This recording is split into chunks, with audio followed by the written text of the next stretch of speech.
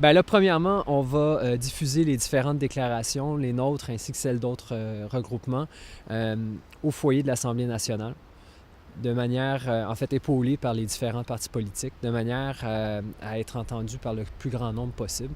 L'idée, c'est vraiment que cette voix-là, à tous les jours, soit martelée, que ce message-là soit martelé de toutes ces différentes voix-là, de manière à ce que la population comprenne qu'on est dans une situation qui n'est pas une situation régulière. On n'est pas dans business as usual. En ce moment, on est face à l'événement le plus important de l'histoire humaine.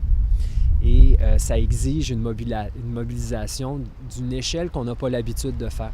Puis, donc, la victoire, pour moi, sera que tous les Québécois reconnaissent cette urgence-là chez eux, puis qu'une grande partie d'eux fassent le choix de se mobiliser ce jour-là, c'est-à-dire à la rentrée parlementaire, lors du discours inaugural, à Québec ou dans leur municipalité, mais d'avoir un message clair, qu'ils sont à l'écoute de ce discours-là et qu'ils attendent une réponse dès le discours inaugural. On ne veut pas avoir, comme j'ai dit, business as usual. Ce qu'on veut, c'est que dès la rentrée parlementaire, tous les partis ensemble décident de travailler en coopération de manière à multiplier nos efforts puis qu'on puisse vraiment faire un plan d'attaque pour entamer la transition dès la rentrée parlementaire.